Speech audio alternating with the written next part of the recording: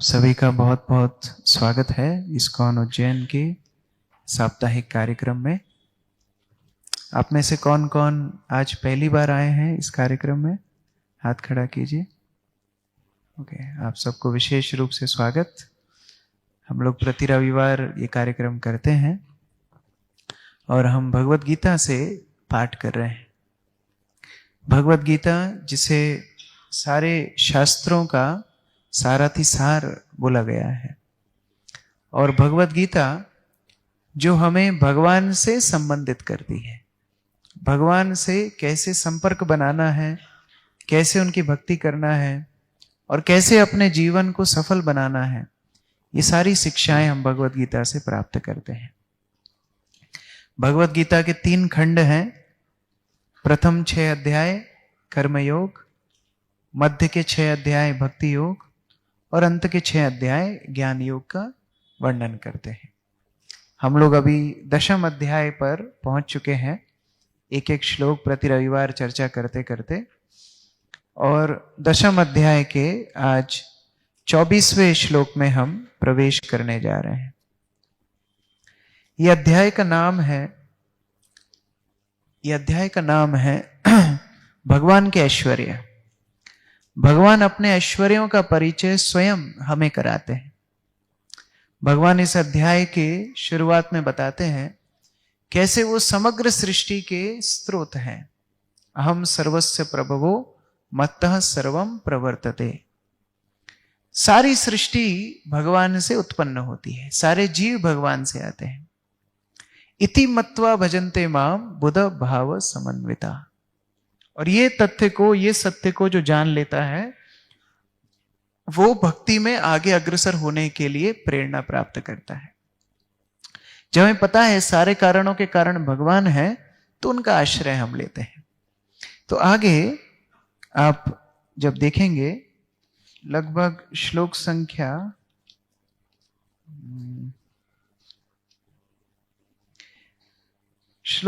19 से भगवान अपनी विभूतियों का वर्णन कर रहे हैं। श्री भगवान ने कहा, अब मैं तुमसे अपने मुख्य मुख्य वैभव युक्त रूपों का वर्णन करूंगा, क्योंकि हे अर्जुन मेरा ऐश्वर्य असीम है। भगवान बता रहे मेरे ऐश्वर्यों को कौन जान सकता है, क्योंकि नित्य बढ़ता जा रहा है। जब तक आप कोशिश करेंगे भगवान के ऐश्वर्यों गिनने की, तब तक वो और बढ़ जाएंगे। इसलिए भगवान के शेष नाग अनंत शेष अनंत अनंत मुखों से भगवान का वर्णन कर रहे हैं, अनंत समय से, लेकिन वो पूरा वर्णन नहीं कर पा रहे हैं। और यहां तक कि कई शास्त्रों में तो लिखा है भगवान के एक दिन के क्रियाकलाप का गुणगान भी पूरा नहीं कर पा रहे हैं, क्योंकि असीम असंख्य गुण भगवान के अंदर है, ऐश्वर्य है। लेकिन कुछ संकेत करने के लिए, कुछ हमें आइडिया देने के लिए भगवान यहां पर कुछ कुछ अपने ऐश्वर्यों का वर्णन कर रहे हैं। जैसे 20वें श्लोक में बता रहे हैं, हे अर्जुन मैं समस्त जीवों के हृदय में स्थित परमात्मा हूं। मैं समस्त जीवों का आदि मध्य और अंत हूं। मैं आदित्यों में विष्णु, प्रकाशों में तेजस्वी सूर्य, मरुतों में मरीचि, नक्षत्रों में चंद्रमा हूं। मैं वेदों में सामवेद हूं, देवों में स्वर्ग का राजा इंद्र हूं, इंद्रियों में मन हूं तथा समस्त जीवों में जीवन शक्ति चेतना हूं। मैं समस्त रुद्रों में शिव हूं, यक्षों तथा राक्षसों में संपत्ति का देवता कुबेर हूं, वसुओं में अग्नि हूं और समस्त पर्वतों में मेरु हूं। कितने ऐश्वर्य बताए भगवान ने यहां तक? किसने गिनती कर ली? कितने ऐश्वर्य बताए अभी तक? प्रभु जी हम तो आराम करने आते हैं संडे को यहां पर, आप दिमाग मत चलवाओ हमसे ज्यादा। कितने ऐश्वर्य हो गए यहां तक? हाँ, कौन बोल रहा है? 6? वेरी गुड, गलत आंसर। 12 ऐश्वर्य भगवान बता चुके। हर श्लोक में 4 बता रहे हैं, 3 श्लोक हुए हैं तो 3 चौके 12 ऐश्वर्य भगवान बता चुके हैं। अभी यहां पर 24वें श्लोक में हम प्रवेश करते जा रहे हैं। आप लोग पीछे पीछे दोहराइए। पुरोधसाम चा मुख्यम माम विद्धि पार्थ बृहस्पतिम सेनानिनाम अहम स्कंदः सरसाम अस्मि सागरा पुरोधसाम च मुख्यम माम विद्धि पार्थ बृहस्पतिम सेनानिनामहं स्कंद सरसामस्मि सागरा पुरुषोधसां च मां मुख्यम मां विद्धिं पार्थ बृहस्पतिं सेनानिनामहं स्कंद सरसामस्मि सागरा पुरोधसां च मुख्यं मां विद्धि पार्थ बृहस्पतिं सेनानिनामहं स्कंद सरसामस्मि सागरा। हे अर्जुन, मुझे समस्त पुरोहितों में मुख्य पुरोहित बृहस्पति जानो। मैं ही समस्त सेना नायकों में कार्तिकेय हूं और समस्त जलाशयों में समुद्र हूं। तो यहां भगवान तीन ऐश्वर्य अपने बता रहे हैं कि सारे पुरोहितों में, कुल पुरोहितों में भगवान बृहस्पति हैं और सारे सेना नायकों में स्कंद कार्तिकेय हैं और सारे जलाशयों में, जिधर भी जल का आश्रय होता है, उसमें सागर है।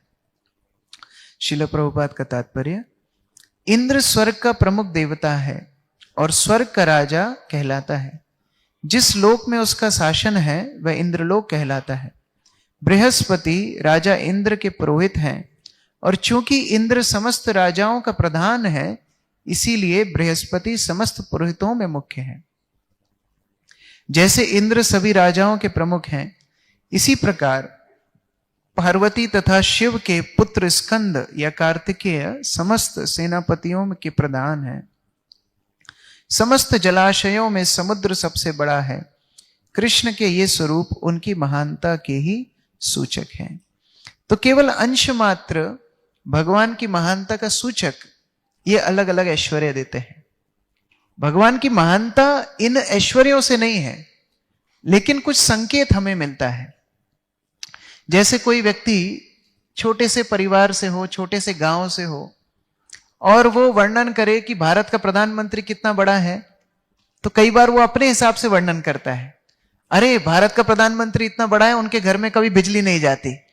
सही बात है, उनके घर में कभी बिजली नहीं जाती, लेकिन ये उनकी विशेष महानता नहीं है, उनकी महानता का एक अंश है। उसी प्रकार किसी देश का राजा, उसकी अलग अलग महानता का वर्णन कोई कर सकता है।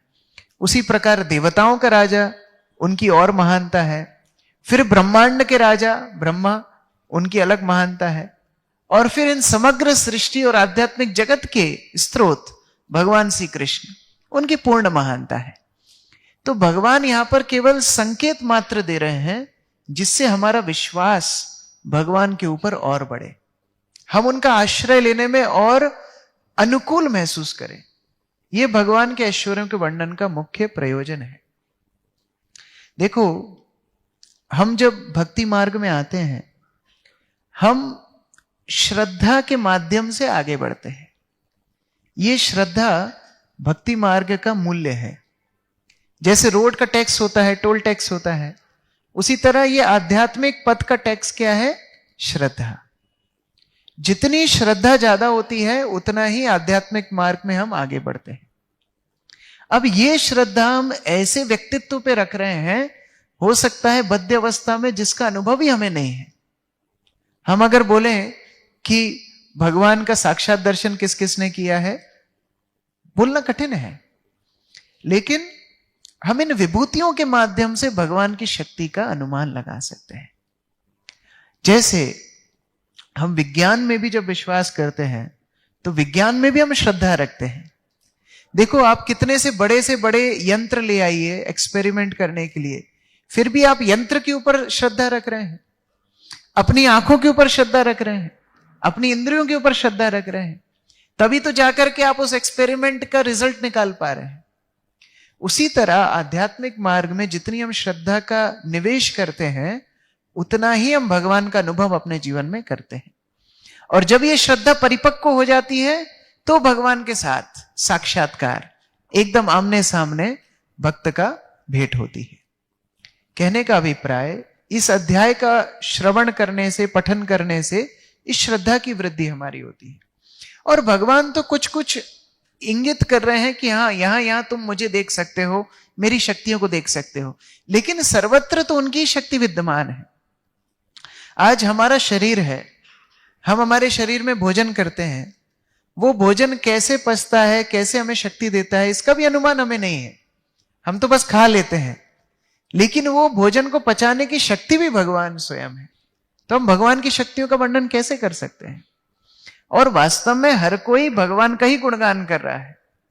जब कोई व्यक्ति बोलता है कि मान लो ये ग्लास किसने उठाया, मेरे हाथ ने उठाया, लेकिन ये हाथ क्यों उठा रहा है? क्योंकि मैं इच्छा कर रहा हूं, इसलिए ये हाथ उठा रहा है। उसी प्रकार सारे जीव भगवान के अंश हैं। वो जो कुछ क्रिया करते हैं, वो सारी क्रियाएं कौन कर रहा है? वास्तव में भगवान ही कर रहे हैं। जैसे माताएं यहां पर माला बना रही हैं, माताएं सोच रही हैं हम देखो कितनी सुंदर माला बना रहे हैं, लेकिन वास्तव में वो माला बनाने की शक्ति कौन दे रहा है? भगवान ही दे रहे हैं। जब भगवान शक्ति देना बंद कर देंगे, जीव का सामर्थ्य नहीं कोई कार्य करने के लिए। ये साक्षात्कार हमारी आध्यात्मिक मार्ग में पहली सीढ़ी है कि ये समझना कि समग्र सृष्टि, सारी शक्तियों के स्रोत भगवान है। देखो, नास्तिक लोग भी नकारते हैं कि भगवान नहीं है, भगवान नहीं है, भगवान नहीं है, कितने तर्क में प्रस्तुत करते हैं, लेकिन बात तो भगवान की कर रहे हैं ना। पूरा जीवन लगा किसमें देते हैं? ये सिद्ध करने में कि भगवान नहीं है। मतलब भगवान कितने इंपॉर्टेंट व्यक्ति हैं कि नास्तिक अपनी पूरी जिंदगी दे देता है ये बताने के लिए भगवान नहीं है। तो एक तरह से ये भी भगवान की शक्ति हुई। हम जब इस्कॉन के प्रचार का इतिहास देखते हैं, जब इस्कॉन का प्रचार भारत में फैलना शुरू हुआ, कई मंदिर बनना शुरू हुए, तो कई लोगों को ईर्ष्या होने लगी। कह रहे इन लोगों का प्रचार इतना क्यों बढ़ रहा है? तो एक बंबई में अभिनेता थे देवानंद, आपने कई पिक्चरें देखी होंगी उनकी, जो पुराने रसिक हैं उनको मालूम है। तो ये देवानंद को इतनी ईर्ष्या हो गई हरे कृष्ण आंदोलन से, उसने एक मूवी बना दी, और उस मूवी में जितना गलत गलत दिखा सकता था उतना दिखाया, और गाना जोड़ दिया, दम मारो दम हरे कृष्ण हरे राम। तो भक्तों को बड़ा गुस्सा आया। अरे, जिस इस्कॉन में प्रवेश करने के लिए नशा छोड़ना पड़ता है, द्यूत क्रीड़ा छोड़नी पड़ती है, मांस छोड़ना पड़ता है, मदिरा छोड़नी पड़ती है, और हरे कृष्ण महामंत्र का आश्रय लेके सद्गुणी जीवन जीते हैं, उन भक्तों को दिखा करके दिखा रहे हैं नशा कर रहे हैं, चिलम फूक रहे हैं, ये तो गलत है। तो भक्तों को बड़ा क्रोध आया। तमाल कृष्ण महाराज उस समय बंबई प्रोजेक्ट के लीडर थे। वो श्रील प्रभुपाद के पास गए और उन्होंने प्रभुपाद को बोला, प्रभुपाद ऐसी मूवी बनाई है, देखो लोग हमसे कितनी ईर्ष्या करते हैं। प्रभुपाद बोले, तुमने मूवी देखी है क्या? तमाल कृष्ण महाराज बोले, नहीं मैंने तो नहीं देखी। प्रभुपाद बोले, जाओ वो मूवी देख के आओ, और वो मूवी देख के तुम ये गिनती करना कि कितनी बार उस मूवी में हरे कृष्ण हरे राम आया है। तमाल कृष्ण महाराज गए, मूवी देखी, पूरा नोट किया कितनी बार हरे कृष्ण नाम, हरे कृष्ण हरे राम उस पूरी मूवी में आया। आकर के प्रभुपाद को बोला, प्रभुपाद पूरी मूवी में सैकड़ों बार हरे कृष्ण कीर्तन आया, हरे कृष्ण का नाम आया। प्रभुपाद ने बोला, देखो कुछ समय बाद ये दम मारो दम सब भूल जाएंगे और हरे कृष्ण हरे राम रह जाएगा, क्योंकि भगवान का ईश्वर ही ऐसा है। आप कितना ही प्रयास कर लो भगवान को ढकने का, क्या सूर्य को कोई ढक सकता है? क्या समुद्र को कोई ढक सकता है? भगवान की ऐश्वर्य असीम है, और उसी का संकेत भगवान यहां पर कर रहे हैं। सबसे पहला भगवान बता रहे हैं, पुरोधसाम च मुख्यम माम विद्धि पार्थ बृहस्पतिम, कि मैं जितने पुरोहित हैं उनमें मैं बृहस्पति हूं। देखो, सामान्यतः पुरोहित को बड़ा सम्मान लोग करते हैं। कुल गुरु हो, ग्राम्य गुरु हो, पुरोहित हो, लोग बड़ा सम्मान करते हैं, उनको पूछ करके काम करते हैं, क्योंकि कहीं ना कहीं उनको यह विश्वास होता है कि हमारा पुरोहित ना हमारे भले के लिए कार्य करता है, अगर ये हमारे साथ नहीं रहेगा तो अनुष्ठान नहीं होंगे, हमारे जीवन में मंगल नहीं होगा, अनित हो जाएगा, ऐसी भावना रहती है।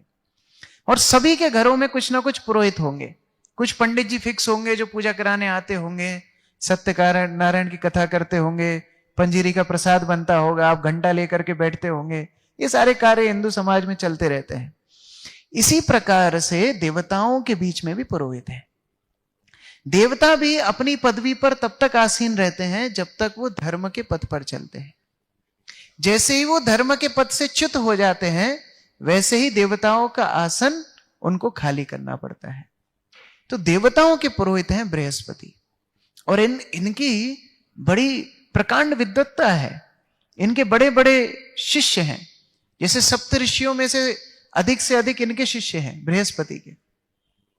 उद्धव भी बृहस्पति के शिष्य थे। हम लोग देखते हैं सारे देवता वास्तव में बृहस्पति के ही शिष्य हैं। अच्छा, दानवों के गुरु कौन है? शुक्राचार्य। उसी प्रकार देवताओं के गुरु हैं बृहस्पति। दानवों को जितने कार्य करने होते हैं, सिद्ध करने होते हैं, जितने भी अनुष्ठान करने होते हैं, शुक्राचार्य उनकी मदद करते हैं।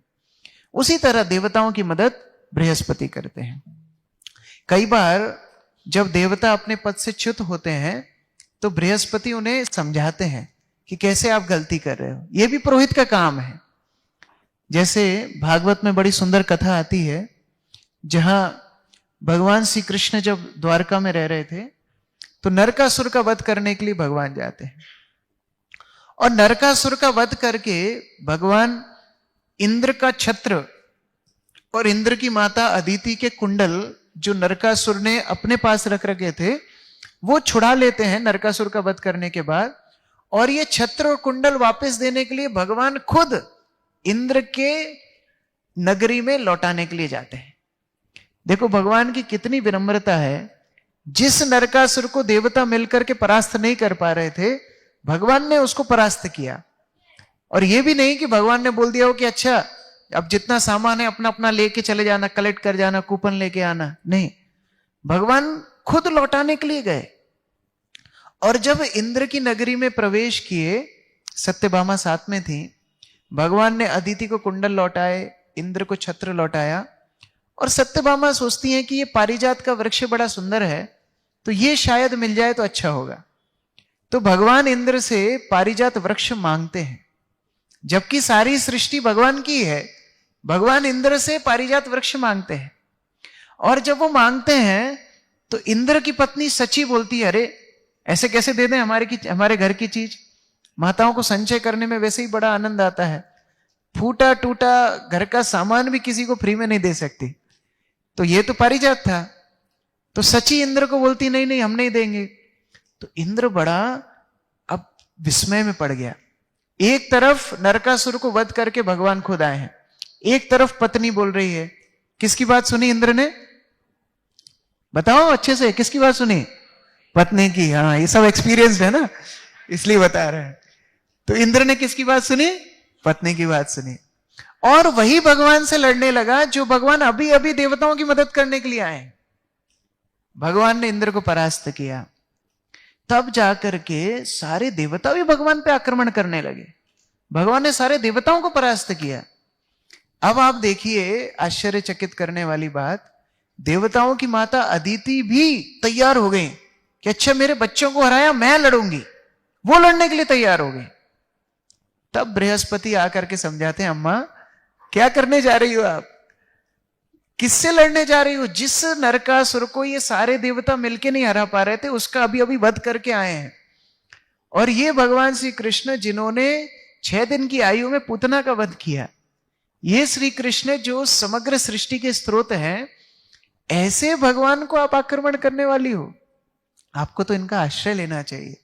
तब बृहस्पति की बात सुनकर के अदिति को भगवान का साक्षात्कार हुआ। तो ये बृहस्पति की शक्ति है। अगर देवता भी पथच्युत होते हैं, जिन देवताओं को हम पूजते हैं, जिन देवताओं को अर्घ्य इत्यादि अर्पित करते हैं, उनको भी रास्ते पे रखने वाला कौन है? बृहस्पति। इसलिए भगवान बोल रहे हैं कि सारे पुरोहितों में मैं कौन हूं? बृहस्पति हूं। एक और सुंदर भागवत में कथा आती है जो कि बहुत बहुत प्रेरणास्पद है, भक्तों के लिए बड़ी आवश्यक है। और इस कथा का मूल भी है बृहस्पति से। बृहस्पति जो देवताओं के गुरु हैं, प्रतिदिन प्राय इंद्र से मिलने के लिए जाते थे। आज इंद्र अपने आसन पर बैठा हुआ है, दोनों तरफ से चामर की जा रही है, चंद्र के समान सुशोभित उसका छत्र है, अप्सराएं नृत्य कर रही हैं, सोमरस पी रहा है, चारण गंधर्व इत्यादि उसका गुणगान कर रहे हैं।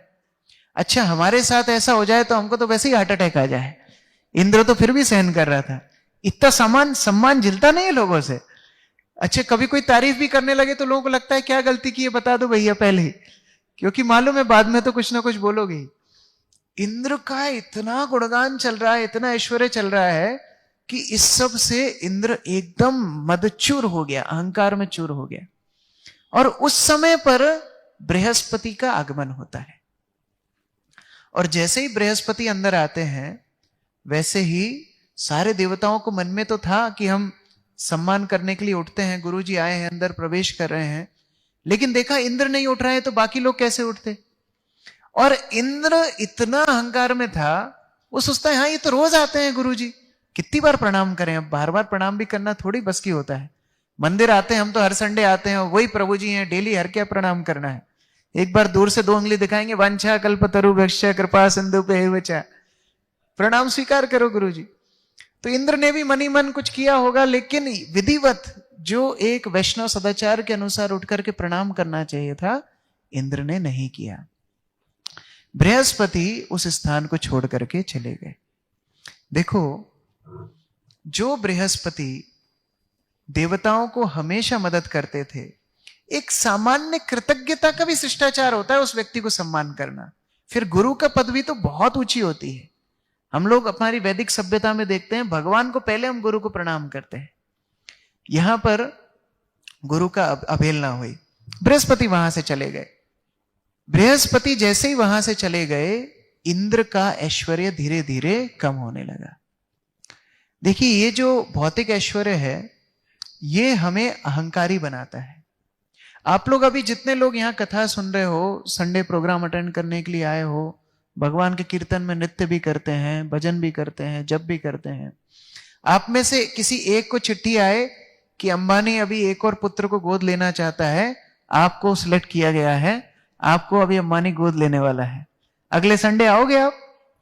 झूठी चिट्ठी आएगी ना तो भी आप थोड़ा कंफर्म करने जाओगे बंबई में कि कहीं सच तो नहीं है। जन्म ऐश्वर्य श्रुति श्रीभीर, ये 4 वस्तुएं जिसके पास आती हैं वो अहंकारी हो जाता है।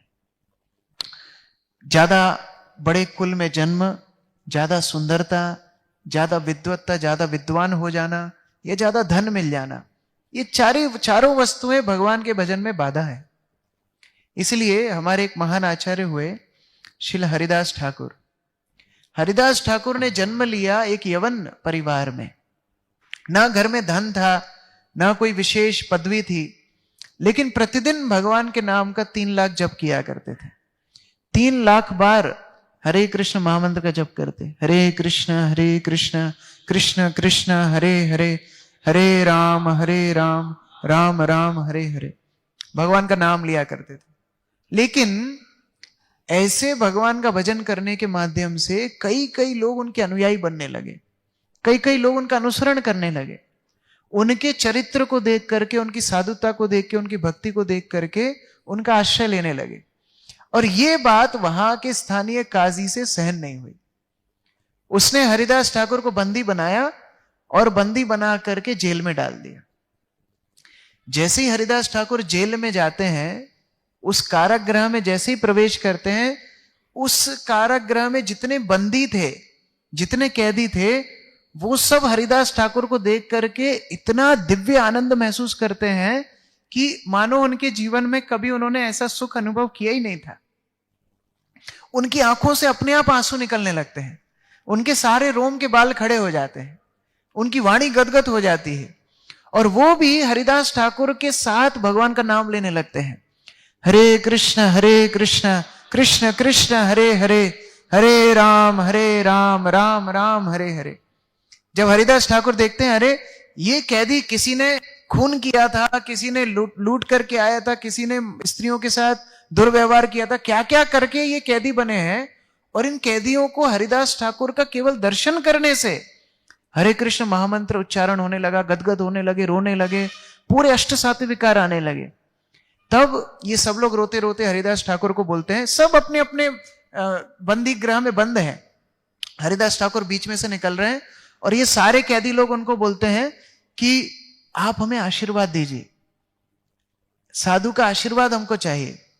तो पता है हरिदास ठाकुर क्या आशीर्वाद देते हैं? हरिदास ठाकुर दोनों हाथ खड़े करके बोलते हैं, आप लोग जैसे हो वैसे ही रहो।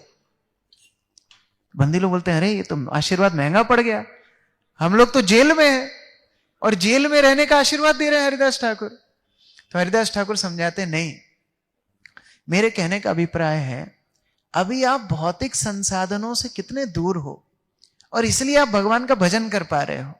मैं ऐसा आशीर्वाद आपको देता हूं कि भौतिक आकर्षण आपको कभी प्रलोभित ना करें, और जैसे आप अभी भगवान का नाम लेकर के क्रंदन कर रहे हो, भगवान के नाम में आनंद महसूस कर रहे हो, बस ऐसे ही आनंद आप महसूस करते रहो।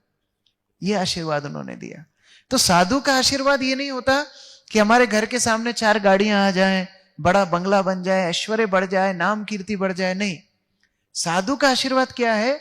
हमारी भक्ति की वृद्धि हो।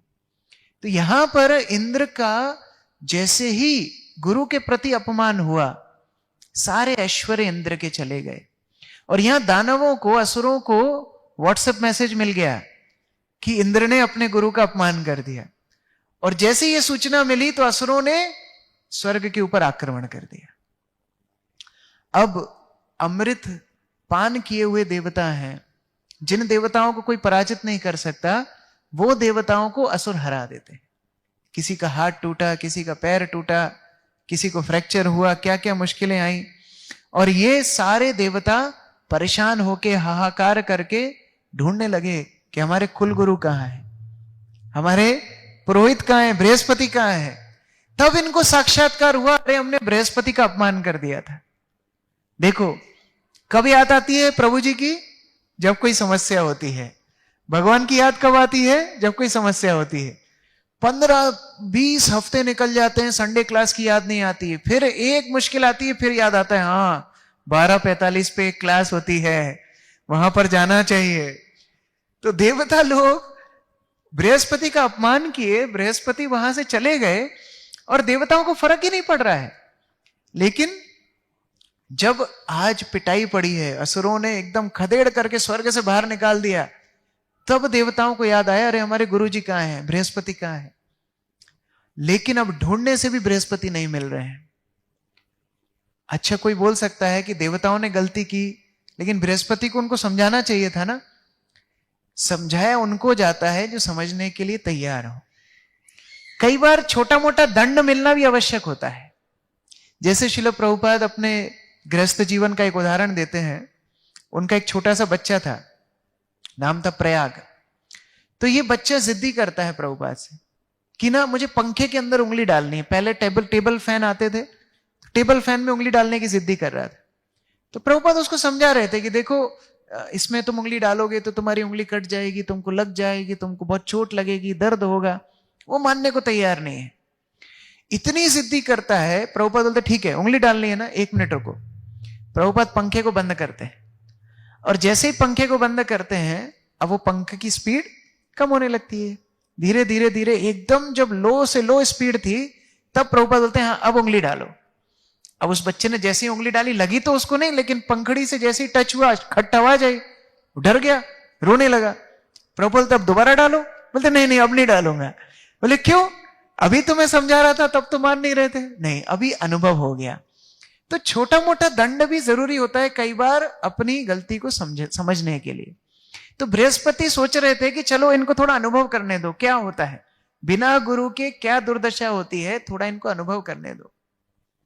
सारे देवता परेशान, बृहस्पति नहीं मिल रहे हैं। तो जब भी देवता अपने स्तर पे कोई समस्या का समाधान नहीं कर पाते हैं, तो फिर वो ब्रह्मा जी के पास जाते हैं। तो देवता ब्रह्मा जी के पास गए और ब्रह्मा जी के पास जाकर के पूछने लगे कि अरे हमारी ऐसी दुर्दशा कैसे हो गई? हमारे पास इतने अस्त्र शस्त्र हैं जो असुरों के पास नहीं है। हम स्वर्ग नगरी में रहते हैं जो कि अजेय है, जिधर पहुंचना ही इतना मुश्किल है। फिर हम संख्या में भी इतने ज्यादा हैं, हमारे पास ऐरावत जैसे वाहन भी हैं, सारी सुविधाएं होने के बाद भी असुरों ने हमको हरा कैसे दिया? तब ब्रह्मा जी उनको भेद खोलते हैं कि तुमने अपने गुरु को अपमान किया। और वहां असुरों के पास यद्यपि ये सारी विद्याएं नहीं है, लेकिन उन्होंने शुक्राचार्य की बड़ी सेवा की। ये असुरों को भी पता होता है किसको खुश करना है। जैसे जैसे ही कोई ग्राम का या कोई नगर का एमएलए बदलता है, जैसे अभी उज्जैन के चीफ मिनिस्टर बन गए मोहन यादव जी, तो जो लोग उनको पहले जानते नहीं थे उन्होंने भी अपने पुराने फोटो निकाले, कहीं से फोटो निकल जाए मोहन यादव के साथ, और फिर तुरंत उन्होंने अपने अपने डीपी पे डाल लिया। क्यों? हमारा मतलब निकलेगा, अभी हमारा स्वार्थ पूरा होगा। तो उसी तरह असुरों को पता होता है कब किसको प्रसन्न रखना है, कब किसकी पूजा करना है। तो ये असुर शुक्राचार्य को इतनी सेवा पूजा करने लगे कि आज उस बल से तुम देवताओं को हरा दिया और तुमने अपने पुरोहित बृहस्पति का अपमान किया। तो क्या करो? अब पुरोहित तो तुमको चाहिए, बृहस्पति तो मिलने से रहे, क्योंकि अब बृहस्पति तुमको थोड़ा सबक सिखाना चाहते हैं। तो क्या करो? एक काम करो, तुष्टा का पुत्र है विश्वरूप, विश्वरूप को जाकर के अपना पुरोहित बनाओ, वो तुम्हारी मदद करेगा। ठीक है, विश्वरूप को पुरोहित बनाने के लिए देवता गए। अब विश्वरूप छोटा सा बालक है, अपने तपस्या में लगा है, अपने मंत्रोच्चारण इत्यादि कर रहा है। वहां जाकर के देवता बोलते हैं विश्वरूप जी आप हमारे पुरोहित बन जाइए। अब विश्वरूप को तो पता है पुराने पुरोहित के साथ क्या हुआ था। हमेशा ये पूछना चाहिए, जैसे उज्जैन का भी सिंहासन का रिकॉर्ड है ना, वो पिछले राजा का क्या हुआ था विक्रमादित्य पूछते हैं, पिछले राजा कहां गए? तब बताते हैं अरे यहां रात में जो राजा बनता है वो सुबह तक जिंदा नहीं रहता। तो उसी तरह विश्वरूप को पता है पुराने पुरोहित के साथ इन्होंने क्या किया है। तो विश्वरूप भी थोड़ा मजाक करता है, देवताओं से बोलता है अरे हम तो छोटे हैं, आप इतने बड़े बड़े लोग, देवता लोग, हम आपके पुरोहित कैसे बनेंगे? तो देवता भी बताते हैं पता है छोटा बड़ा कुछ नहीं होता, वास्तव में शूद्र लोगों में होता है ये कि कौन कितना बड़ा है आयु से, फिर वैश्यों में विचार होता है कौन कितना बड़ा है धन से, जिसके पास पैसा ज्यादा वो ज्यादा बड़ा। क्षत्रियों में विचार होता है शक्ति से, जिसके पास सामर्थ्य शक्ति ज्यादा है वो उतना बड़ा है। और ब्राह्मणों में ज्ञान वृद्ध, जिसका ज्ञान ज्यादा होता है ना वो बड़ा होता है। तो आप हमसे ज्यादा बड़े ज्ञानी हैं तो आप हमारे पुरोहित बन जाइए। विश्वरूप बोलते नहीं नहीं मैं तो आपसे बहुत छोटा हूं, ज्ञान में भी छोटा हूं। देवता सोचते हैं अभी दाल नहीं गल रही, देवता बोलते हैं अच्छा छोटे हो ना तो हम आदेश दे रहे हैं कि हमारा पुरोहित बन जाओ, उनको तो अपना काम कराना है। विश्वरूप को पकड़ के ले जाते हैं, पुरोहित बना लेते हैं। अब विश्वरूप हवन करता है, यज्ञ करता है, जिसके माध्यम से देवताओं को दोबारा से बल मिलता है और देवता इतने शक्तिशाली हो जाते हैं कि दोबारा से असुरों को हरा करके स्वर्ग का राज्य ले लेते हैं। ठीक है, अब देखिए भौतिक संसार की कैसे प्रभाव होता है। जैसे ही स्वर्ग गया था वैसे ही विनम्र बन गए थे देवता। ब्रह्मा जी के पास ढोक लगाने गए, विश्वरूप को भी अपना पुरोहित बनाया। अब जैसे ही स्वर्ग वापस मिल गया दोबारा से सब भूल गया इंद्र। एक दिन जाता है विश्वरूप को देखने, विश्वरूप क्या कर रहा है? यह विश्वरूप यज्ञ कर रहा था। और यज्ञ कैसे करता है? जब ये देवताओं को आहुति देता है तो जोर से बोलता है ओम इंद्राय स्वाहा, और धीरे से ये असुरों को भी आहुति देता है। तब ये जोर से नहीं बोलता है। कारण क्या है? इसके पिता तो थे ब्राह्मण कुल से, लेकिन माता थी असुर कुल से। तो माता के परिवार के लिए भी इसका थोड़ा स्नेह था, तो यज्ञ में आहुति असुरों को भी देता था, लेकिन चुपचाप देता था। और देवताओं को आहुति देता था तो बड़े उच्चारण करके बोलता था। इसलिए पंडित जी जब मुंह मुंह में कोई मंत्र बोले ना तो थोड़ा पूछ लेना क्या बोल रहे हैं, पता नहीं क्या बोल रहे हैं, इसीलिए थोड़ा ध्यान रखना चाहिए। अब इंद्र आया, देखता है अरे ये तो चुपचाप असुरों को आहुति दे रहा है। इंद्र ने तलवार निकाली और विश्वरूप का वहीं पर वध कर दिया। आप सोचिए, एक पुरोहित को अपमान करके बाहर निकाला, एक पुरोहित का सिर ही काट दिया। लेकिन विश्वरूप तो दिव्य पुरुष था, उसके 3 सिर थे, तीनों सिर चिड़िया बन के उड़ गए और यहां इंद्र दोबारा से ब्रह्म हत्या लग गई इंद्र को। इंद्र के पीछे ऐसी बूढ़ी सी चंडाल जैसी महिला दौड़ने लगी। ये ब्रह्म हत्या का पाप इंद्र को लगा। इंद्र भागता रहा 1 साल तक भागता रहा। और भागने के बाद ये पूछता रहे मैं कैसे, मेरी ब्रह्म हत्या कौन लेगा कौन लेगा कौन लेगा? 4 लोग इंद्र की ब्रह्म हत्या लेते हैं। पहली लेती है पृथ्वी। पृथ्वी बोलती ठीक है तुम्हारी कुछ ब्रह्महत्या मुझे दे दो। तो पृथ्वी जब ब्रह्महत्या का अंश लेती है तो पृथ्वी में कई जगह पर मरुभूमि, डेजर्ट्स, रेगिस्तान बन जाते हैं। फिर दूसरा पेड़ लेते हैं, पेड़ बोलते हैं ठीक है 1/4 इंद्र तुम्हारी ब्रह्महत्या हमको दे दो। तो उन पेड़ों में जो गम निकलती है, जो गोंद निकलती है, वो ब्रह्महत्या का सूचक है। इसलिए वैष्णव लोग सामान्यतः गोंद नहीं खाते। जो आप अभी ठंड में गोंद के लड्डू बांधोगे वो वैष्णव लोग सामान्यतः खाते नहीं है। उसके बाद तीसरा, जल ने ब्रह्महत्या ली। जल पवित्र होता है लेकिन जल में जो झाग होता है वो ब्रह्महत्या का सूचक है। इसलिए जिस जल में झाग इत्यादि होता है उसको पवित्र नहीं माना गया। और फिर चौथा महिलाओं ने ली कि ठीक है तुम हमको अपनी ब्रह्महत्या दे दो। तो 3-4 दिन महीने में जो अशुद्ध क्रिया होती है वो ब्रह्महत्या का अंश है। तो फिर इंद्र बोलता है ठीक है आपने हमारी ब्रह्महत्या ली है तो हम भी आपको 4 वरदान देते हैं। तो भूमि को इंद्र वरदान देता है कि आपके अंदर कोई कितना भी गड्ढा कर देगा, कालक्रम में वो गड्ढा अपने आप भर जाएगा। कहां से भरेगा वो आपको चिंता करने की आवश्यकता नहीं। और ये प्रमाण है, आप गड्ढा खोद के छोड़ दो बस, वो धीरे धीरे धीरे धीरे मिट्टी से भर जाता है। जल को उन्होंने आशीर्वाद दिया कि जलाशय में कितना भी कुछ भी सुगंध इत्यादि डालोगे, कोई भी वस्तु डालोगे, उसकी मात्रा जल बढ़ा देगा। मतलब दूध बिकता है 80 रुपए लीटर मानो, और पानी की बोतल में बिकती है कितनी, 15 रुपए की। अब दूध में पानी मिलाओ तो पानी कितने रुपए किलो बिकेगा, कितने रुपए किलो बिकेगा, 80 रुपए किलो। तो पानी के अंदर ही विशेषता है। हमारे हम प्रोग्राम में भी कई बार करते हैं, मान लो हमको मालूम है 250 भक्त आएंगे, आ गए 350, अब क्या करें, दाल में पानी डाल देते हैं। तो सबको लगता है अरे ये तो पर्याप्त दाल बनाई है, ये इंद्र का आशीर्वाद है, हम क्या करें। तो ऐसा दूसरा आशीर्वाद दिया।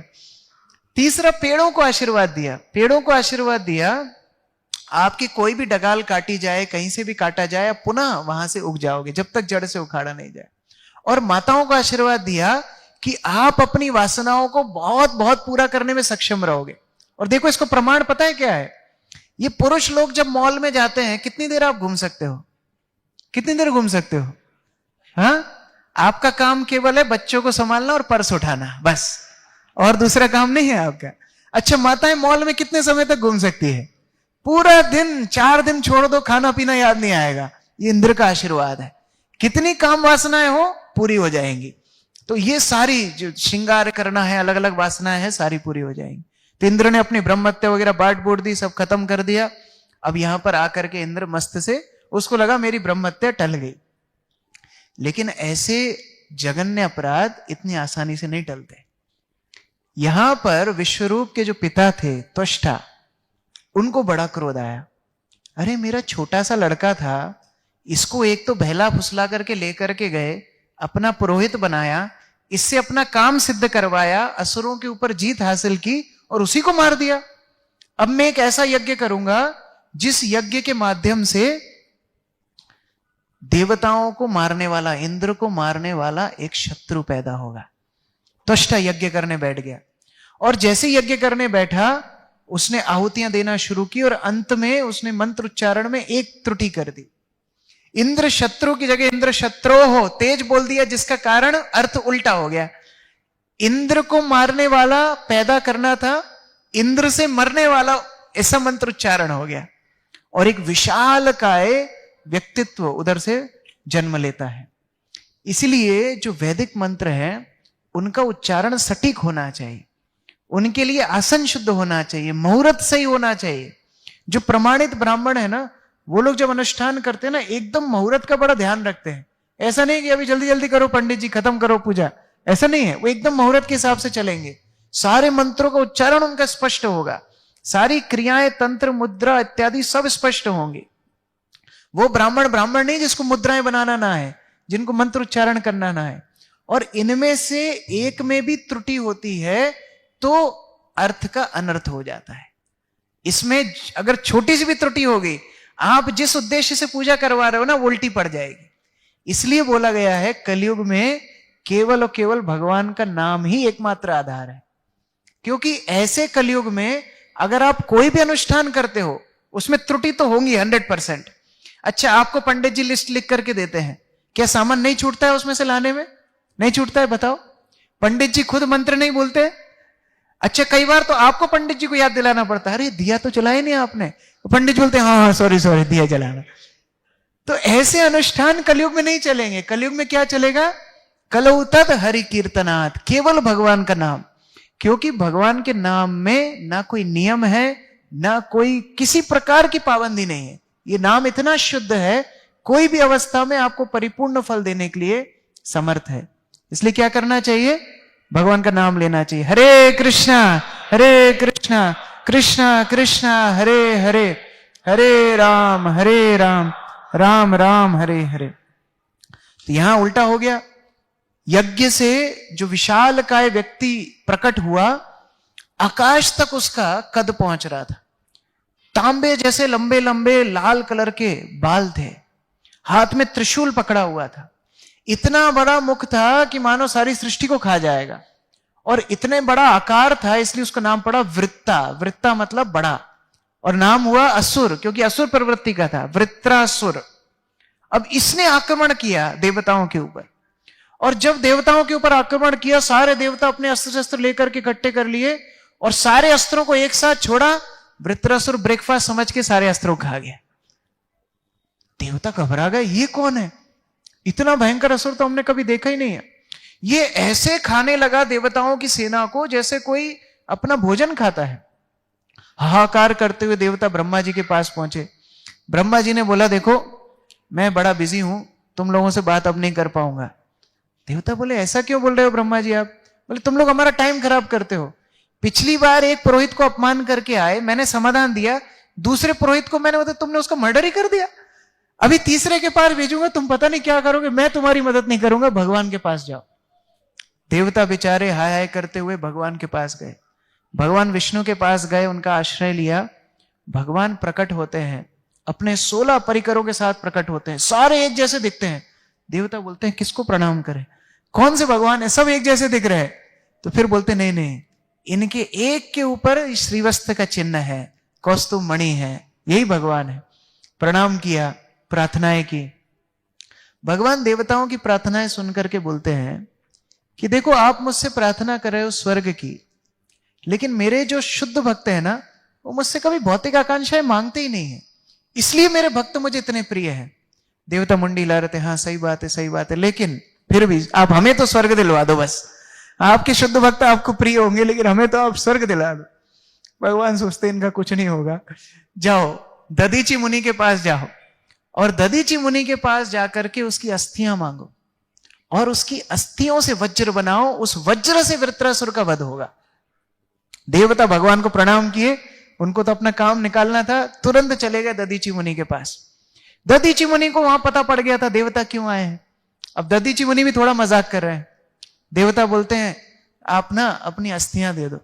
अच्छा, किसी से उसका रुमाल मांगो, मोबाइल मांगो, उसका कुछ और, उसकी अस्थियां ही मांग रहे हो आप, ये तो कितनी शर्मनाक बात है।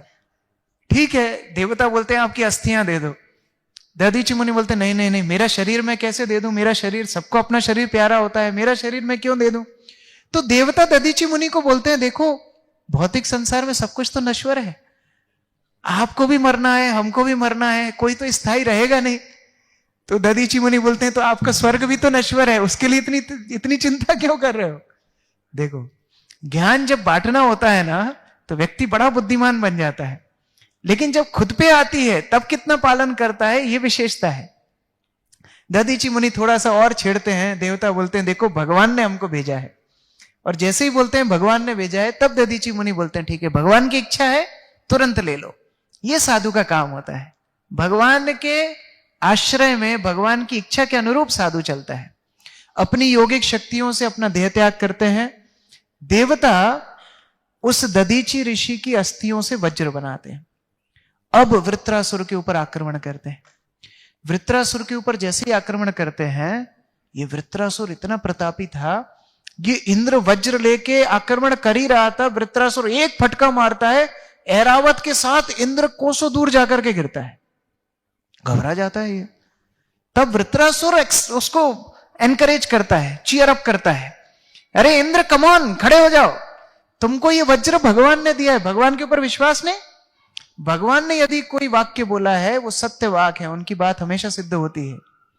ये बात सुन करके इंद्र वज्र लेकर के आया, आक्रमण किया, वृत्रासुर का एक हाथ काटा, सीधा हाथ काटा तो उल्टे हाथ से लड़ने लगा, उल्टा हाथ काटा तो पैरों से लड़ने लगा, पैर काटे तो वो इंद्र को खा ही गया। तब इंद्र उसके मुख के अंदर उसका पूरा गर्दन काटने का प्रयास करता है और 1 साल लगता है इंद्र को उस वृत्रासुर को मारने के लिए। कहने का अभिप्राय, इंद्र की ये जितनी गति हुई है, ये गति की शुरुआत क्या थी, बीज क्या थी?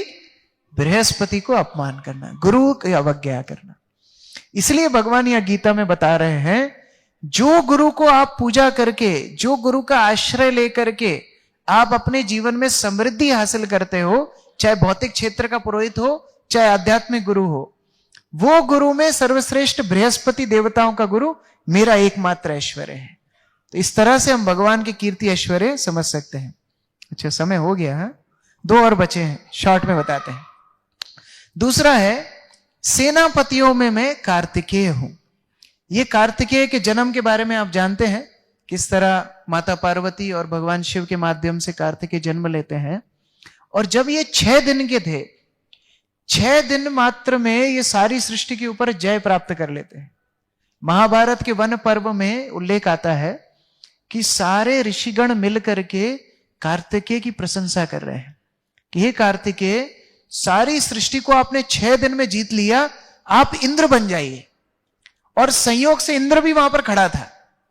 जो इंद्र हमेशा अपनी पदवी के लिए इतना आसक्त रहता है, ये एकमात्र दृष्टांत है जहां इंद्र खुद बोलता है कि कार्तिकेय, आप मुझसे ज्यादा समर्थवान हो, आप एक काम करो, आप इंद्र बन जाओ। लेकिन कार्तिकेय क्या करते हैं?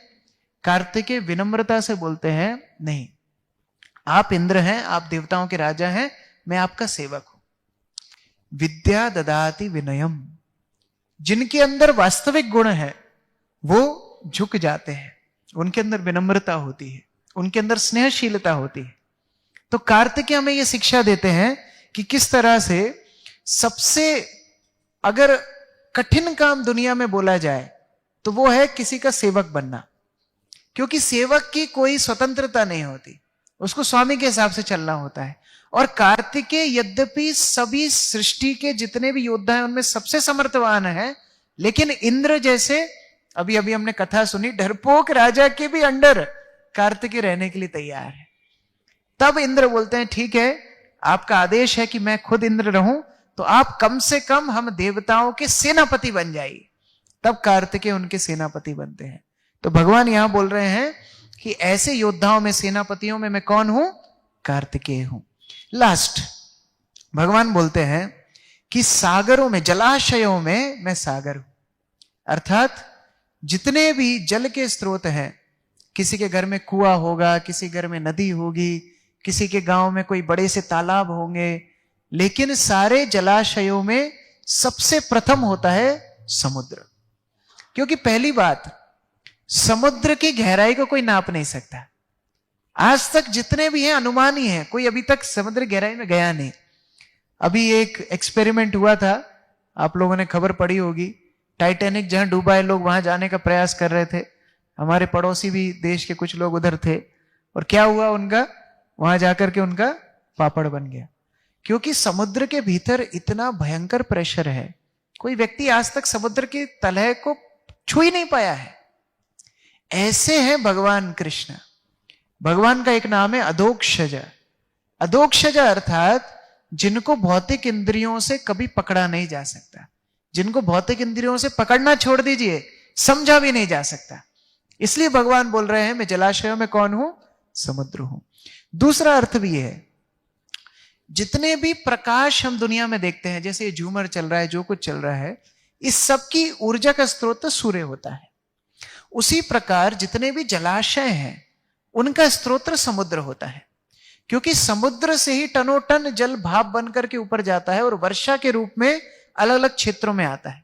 उसी से फिर नदियां, उसी से फिर सरोवर, उसी से फिर तालाब, उसी से फिर कुएं, इन सब का स्रोत है।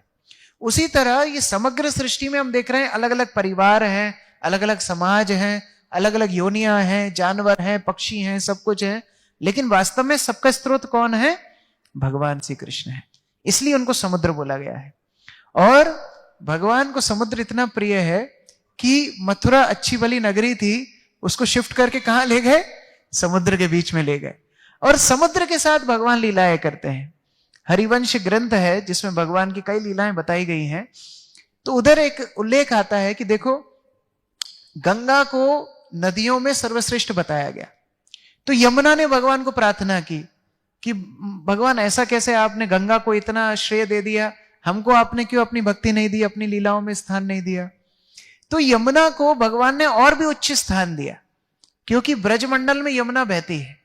और भगवान यमुना से पानी कैसे पीते हैं पता है? हाथ से उठा के नहीं पीते हैं।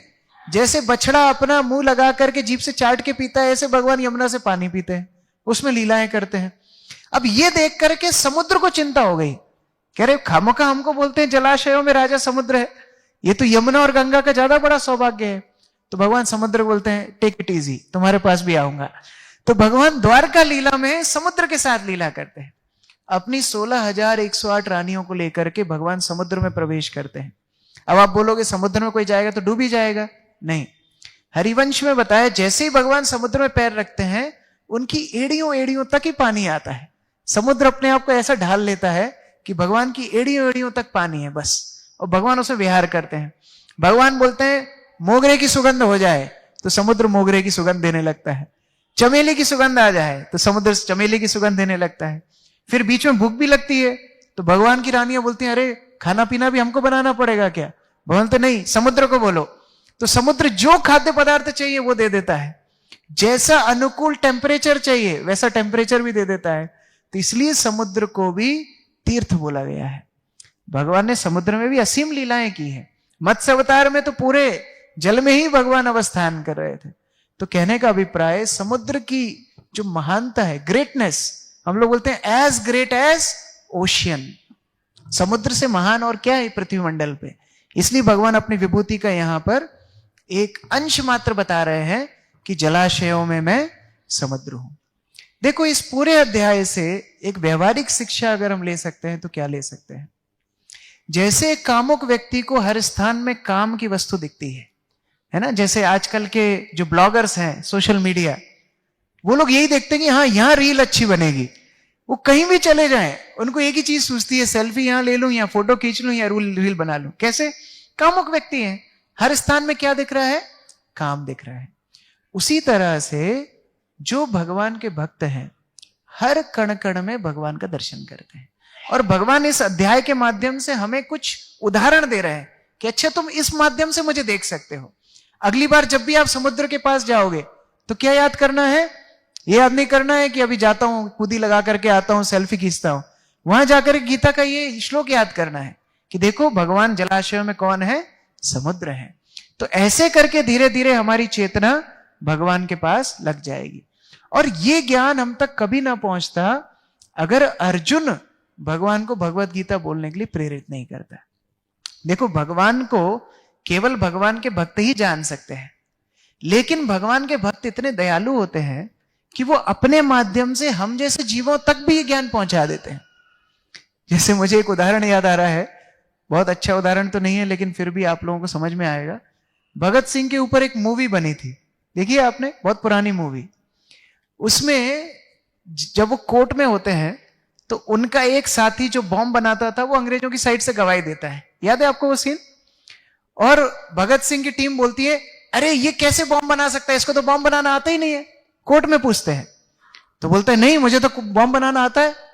तो भगत सिंह के साथी बोलते हैं अच्छा तो बता कैसे बॉम्ब बनाते हैं। तो बताता है इतना ये केमिकल लेना है, इतना ये देना है, ये लेना है, ये लेना है, और ऐसा ये सामान लेना है। तो फिर बोलता है हाँ मान गए, तूने बॉम्ब बनाना तुझे आता है, हमको फांसी दे दो। इनको फांसी हो जाती है। लेकिन वो प्रक्रिया पेपर में आती है और भारत का एक एक स्वतंत्रता संग्रामी बॉम्ब बनाना सीख जाता है।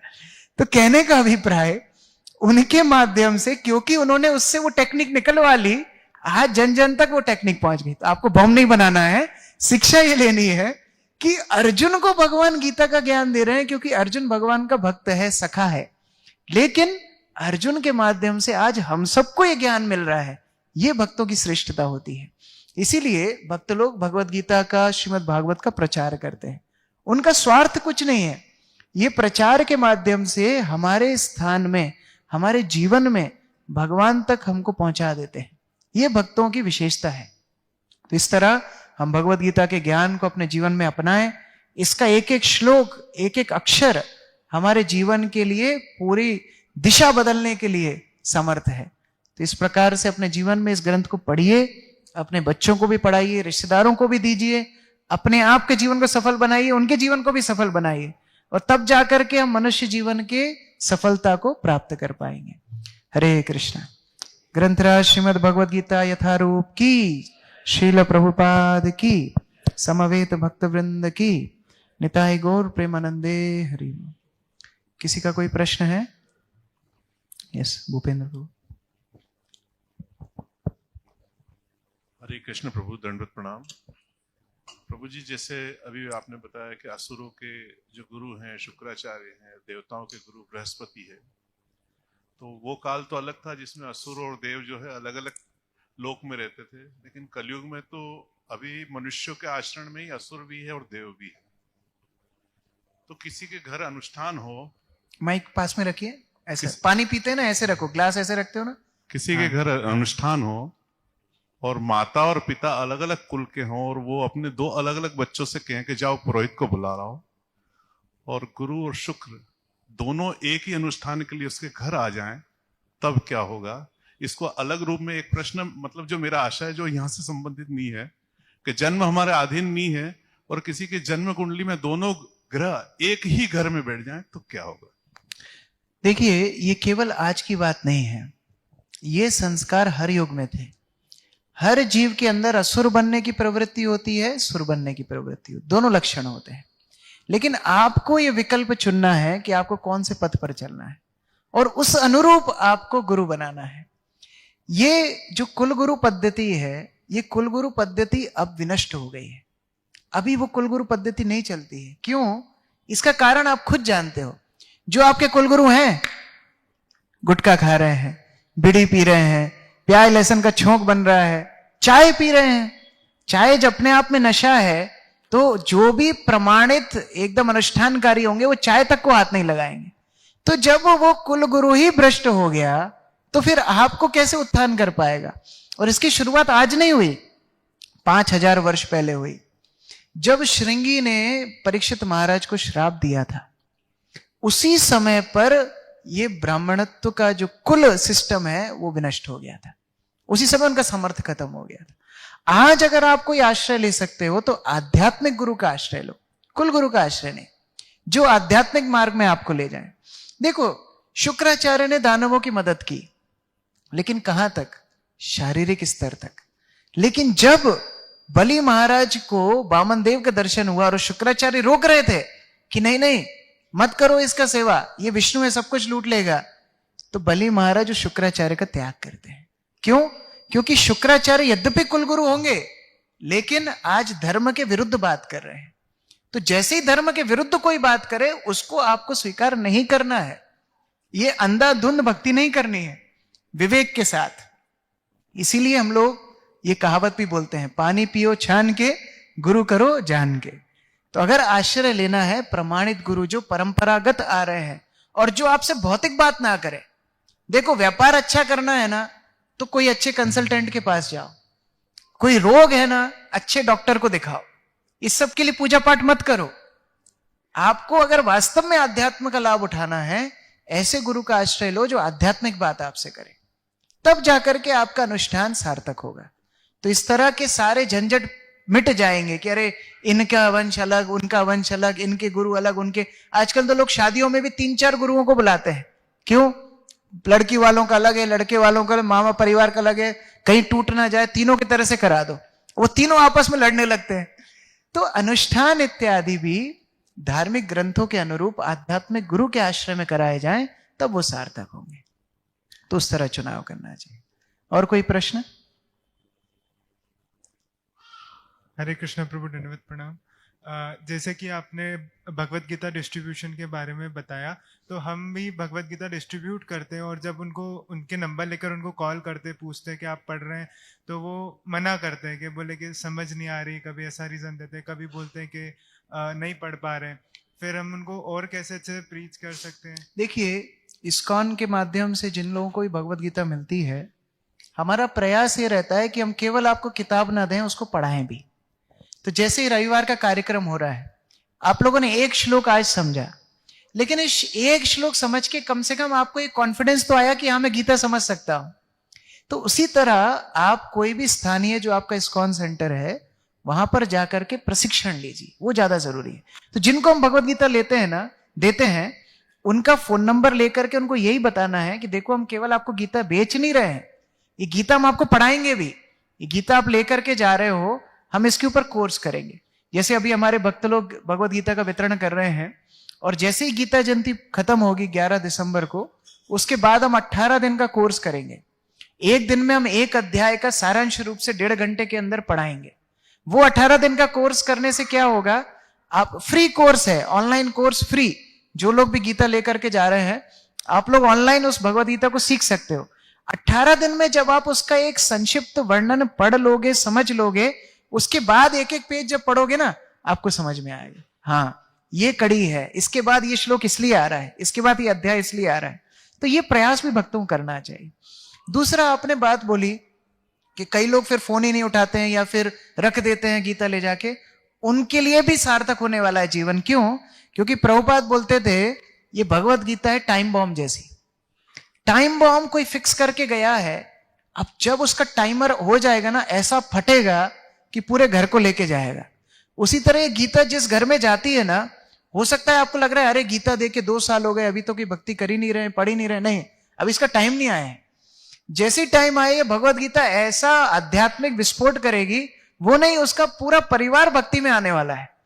उसका प्रमाण मैं खुद यहां पर बैठा हूं। मेरे दादाजी गलती से इस्कॉन की गीता ले आए थे हमारे घर में, और कई साल तक रखी रही, और नमूना ऐसा हुआ कि आपके सामने मैं बैठा हूं, मेरा पूरा परिवार सब इस्कॉन में लग गए।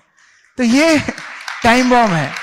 तो जिनको आप भगवत गीता देके भी जाते हो, समय की प्रतीक्षा कीजिए, वो कैसे भक्ति में आएंगे, भगवान उनको प्रेरणा देंगे। यहां एक प्रश्न था। यस,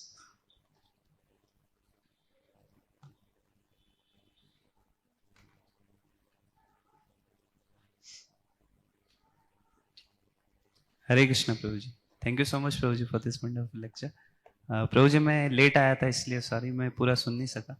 मेरा क्वेश्चन ये प्रभु जी कि इंद्र भगवान भगवत गीता के 10th चैप्टर के 22 श्लोक में बोलते हैं कि मैं देवताओं में मैं इंद्र हूं, लेकिन वहीं इंद्र की जब हम सुनते हैं कथा तो अलग अलग मन दौड़ने लगता है, एक गलत तरफ जाता है, एक सही तरफ जाता है। देखिए, इससे 2 शिक्षाएं लेनी है। एक तो जितने भी नाम भगवान यहां पर ले रहे हैं, वो संकेत मात्र कर रहे हैं कि मेरी विभूति है, मेरे ऐश्वर्य है। जैसे कोई बड़ा व्यक्ति बोलता है, कोई डॉक्टर बताता है, पता है मैंने फलाने को भी सही किया, मैंने ढिकाने को भी सही किया, मैंने इसको भी सही किया, मैंने उसको भी सही किया। तो ये उसकी डॉक्टरी की एक एकम्प्लिशमेंट है कि मैंने इतने सारे रोगियों को सही किया। अब वो रोगी जाकर के दवाई ना ले, अब रोगी जाकर के उटपटांग काम करे, तो हो सकता है बीमारी वापस भी आ सकती है। उसी तरह भगवान संकेत दे रहे हैं कि हाँ मैं ये हूं, मैं ये हूं, मैं ये हूं, मैं ये हूं, लेकिन वो पात्र भगवान नहीं है। वो संकेत भगवान कर रहे हैं कि हाँ इनमें मेरी शक्ति है। मेरी शक्ति के कारण देखो इंद्र कितने बड़े पद पर बैठा है, जबकि इंद्र इतनी गड़बड़ करता है तो भी क्योंकि उसके अंदर मेरी शक्ति है, वो इस पदवी पर बैठा है। अगर वो मेरी शक्ति से विहीन हो जाए तो कैसी स्थिति होगी, वो किसी पद के लायक नहीं रहेगा। ये उसका सारांश।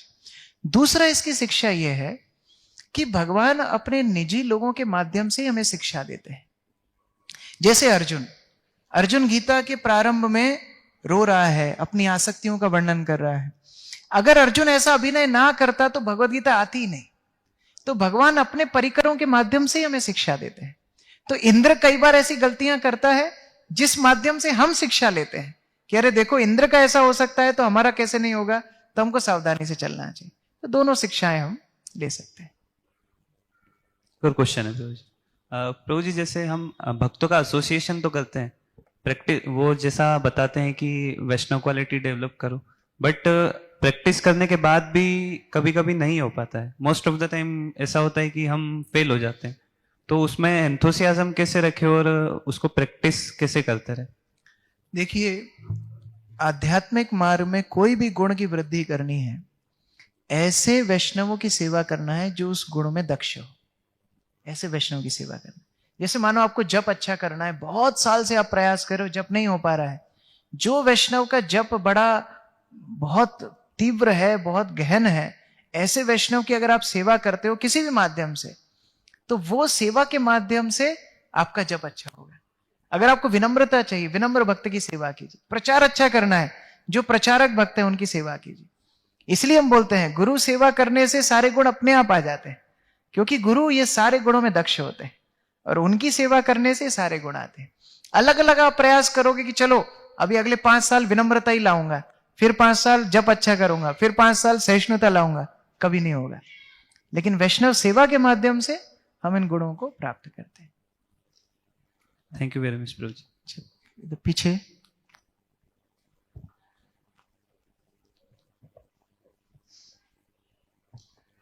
हरे कृष्णा प्रभु जी। कई बार विचार आता है कि श्रीमद् भागवत पुराण जिसमें कि भगवान के 24 अवतार हैं, वो घर पे रखना चाहिए या श्रीमद् भगवत गीता? क्योंकि भगवत गीता जो आप ये जो है इसमें युद्ध का चित्र भी है। कई बार ऐसा सुनने में आता है कि युद्ध का चित्र घर में नहीं रखना चाहिए। देखो, जिनके घर में भगवत गीता नहीं है उनके ज्यादा युद्ध होता है, उनके ज्यादा लड़ाई होती है। इसीलिए भगवान श्री कृष्ण है मंगलमय। भगवान का एक नाम है मंगलमय। वो जिस स्थान में होते हैं उस स्थान में मंगल होता है। तो ये धारणा नहीं रखनी चाहिए। कई लोगों को यह संशय था। हाँ, उनको ये बोलना कि आप अपने घर में फोन मत रखो, क्योंकि फोन में जितने समस्याएं आती हैं युद्ध का ही तो वर्णन आता है। न्यूज़पेपर मत रखो, क्योंकि न्यूज़पेपर में लड़ाई झगड़े की तो बात आती है। टीवी मत रखो, क्योंकि टीवी में भी लड़ाई, जो सीरियल में पिक्चर में लड़ाई नहीं वो पिक्चर सीरियल चलेगा ही नहीं। तो वास्तव में भगवत गीता संदेश है आत्मा का। एक एग्जाम्पल दिया गया युद्ध का, लेकिन युद्ध क्या है? हमारी इंद्रियों से हमारा युद्ध चल रहा है। वो युद्ध का विजेता अर्जुन है। अपनी इंद्रियों के ऊपर उसने संयम करा है। और भगवान श्री कृष्ण परमात्मा स्वरूप है। वो शिक्षा हमको लेनी है। तो भगवत गीता रखनी चाहिए और दूसरों को देनी भी चाहिए। ये हमारे धर्म की नींव है। और फिर ये भगवत गीता जो समझ जाते हैं, जो भगवत गीता के संदेश को अपनाते हैं, दूसरा चरण है श्रीमद् भागवत। डायरेक्ट भागवत समझने का प्रयास करेंगे, कंफ्यूज हो जाएंगे। वो समझना इतना इजी नहीं है। भगवत गीता के माध्यम से जब समझने का प्रयास करेंगे तब वो लीलाओं का और संदेश पाएंगे। पहले भगवत गीता समझी जाए, फिर भागवत पुराण बिल्कुल को पढ़ा जाए। बिल्कुल, क्योंकि भगवान अपना परिचय देते हैं भगवत गीता के माध्यम से। मैं हूं कौन, आप कौन हैं, और ये परिचय जब स्थापित हो जाता है फिर भागवत की लीलाएं समझने में आसानी होगी। नहीं तो हम यही सोचेंगे अरे कृष्ण तो एक रसिया था जो गोपियों के साथ घूमता था। वो सिद्धांत कब स्पष्ट होगा? जब भगवत गीता का ज्ञान पता होगा, तब पता होगा हम किस कृष्ण की बात कर रहे हैं, जिसका वचन भगवत गीता में आता है। तो इसलिए भगवत गीता भी रखिए, भागवत भी रखिए। जी प्रभु। और कोई प्रश्न? यस। हरे कृष्णा प्रभु जी, दंडवत प्रणाम। ये जो आज आपने श्लोक समझाया, और भगवत गीता का अभी तो मैं अध्ययन पूरा नहीं कर पाया हूँ, बाकी जितना मैंने किया है अभी, जैसे भगवान बता रहे हैं उनके स्वरूपों के बारे में भी बता रहे हैं। वो सभी श्रेष्ठ वस्तुएं, व्यक्तित्व या जो भी श्रेष्ठ है इस पूरी दुनिया में, उसको वो बता रहे हैं कि वो मैं हूँ। वो उनके स्वरूप वो बता रहे हैं। और फिर वो एक स्वयं भी हैं। वो आपने बताया कि वो एक स्वयं भी अपने को उनकी भक्ति करना है। तो इन दोनों में से जैसे मान लो जो स्वरूप की ही भक्ति कर रहा है, वो भगवान तक नहीं पहुंच पाया वो इस जन्म में, और उसका शरीर छूट गया। और एक भक्त है वो भगवान की भक्ति कर रहा है और उसका शरीर छूटा। तो इन दोनों की गति क्या है? बहुत अच्छा प्रश्न है। दूसरा एक एक करके लेते हैं। भारतवर्ष में हम देखते हैं इतने सारे देवताओं के मंदिर हैं, हम लोग प्रकृति की भी पूजा करते हैं, पेड़ों की भी पूजा करते हैं, नदियों को भी पूजते हैं, पहाड़ों को भी पूजते हैं। ये सब भगवान की विभूतियां हैं, जैसा हम इस अध्याय में पढ़ रहे हैं। बड़ा सुंदर प्रश्न उन्होंने किया है कि अगर कोई व्यक्ति इन विभूतियों को पूजे और उसको भगवान का आश्रय नहीं मिल पाया डायरेक्ट पूजा करने का, और उसकी मृत्यु हो जाती है, और दूसरा व्यक्ति जो डायरेक्ट भगवान की पूजा कर रहा है उसकी मृत्यु हो जाती है, तो दोनों की गति में पार्थक्यता क्या है? देखिए, जो भगवान को डायरेक्ट भजन करता है वो भगवान के धाम में जाता है, ये तो स्पष्ट है, इसमें कोई दो राय नहीं। अंत काले च मामेव स्मरण मुक्त्वा कलेवरम, भगवान बोलते हैं। लेकिन जो विभूतियों की पूजा करता है और वो निष्कपट हो, उसके अंदर ये भाव नहीं हो कि नहीं नहीं मैं जिसकी पूजा कर रहा हूं ना वही भगवान है, बाकी सब काफिर, बाकी कोई भगवान नहीं है, ये नहीं होना चाहिए। अगर वो निष्कपट हो कि देखो मैं नहीं जानता कौन पूर्ण पुरुषोत्तम भगवान है, लेकिन मैं इनकी आराधना कर रहा हूं, हो सकता है इनके माध्यम से मैं उनकी पूजा कर जाऊं, अगर ये स्पष्टता उसके हृदय में है ना, अगले जन्म में वो शुद्ध भक्ति को प्राप्त करेगा। ये सुविधा भगवान उसको देते हैं। भगवान बोलते हैं योग भ्रष्ट योगी अगले जन्म में एक भक्त परिवार में जन्म लेता है, जिससे उसको डायरेक्ट भगवान की भक्ति करने का आश्रय मिले। तो अगर कपट नहीं है हृदय में तो उसको भी वही गति मिलेगी, हो सकता है थोड़ी देर से मिले, जो शुद्ध भक्ति वाले को मिल रही है। लेकिन अगर कपट रहेगा, ये सोचेगा नहीं नहीं हमारे इष्ट ही सबसे बड़े हैं, बाकी सब कुछ नहीं है, ये शास्त्रों की बात मैं नहीं मानता, मैं कोई बात नहीं मानता, तो फिर वो उसकी गति नहीं होगी। लेकिन अगर शुद्ध भावना है, हाँ, उसको भी वही गंतव्य मिलेगा। दूसरा प्रश्न क्या जी है? प्रभु जी, दूसरा प्रश्न ये है कि हम कैसे पहचाने इस दुनिया में कि कोई भगवान का श्रेष्ठ भक्त है, उसके भौतिक कुछ लक्षण क्या हैं? देखिए, बहुत सारे शास्त्रों में इसका अलग अलग व्याख्या दी गई है। भगवत गीता में भगवान बोलते हैं कि मेरा भक्त कैसा होता है। भगवान बोलते हैं जो सुख दुख में संभाव रखे, जो मान अपमान में संभाव रखे, मेरे ऊपर अविचल भक्ति रखे, वो मेरा भक्त मुझे अत्यंत प्रिय है। तो जब हम देखते हैं बाह्य दृष्टि से कोई व्यक्ति एकांतिक भक्ति करता जा रहा है, उसके जीवन में उतार चढ़ाव जो भी आए, वो कभी भी भगवान का आश्रय नहीं छोड़ा है, मतलब वो शुद्ध भक्ति के पथ पर है।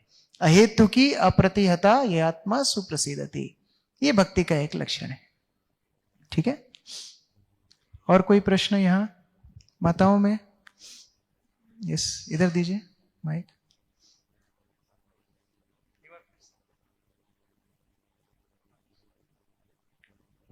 हरे कृष्णा प्रभु जी, दंडवत प्रणाम। प्रभु जी, मेरा क्वेश्चन ये था कि जैसे कि हम देखते कि इंद्र जो है देवता, वो सबसे श्रेष्ठ हैं, स्वर्ग के राजा हैं, पर फिर उनका ऐसा कैरेक्टर क्यों बताया जाता है कि लाइक वो बहुत ज्यादा गलतियां या त्रुटियां कर देते हैं? या अभी प्रभु ने वो प्रश्न पूछा था कि इससे हम दो शिक्षाएं लेते हैं। एक तो कि भौतिक संसार में कोई कितने उच्च पद पर हो, वो गलतियां हमेशा करेगा जब तक वो शुद्ध भक्ति के स्तर पे ना हो। इंद्र शुद्ध भक्त नहीं है, इंद्र मिश्रित भक्त है।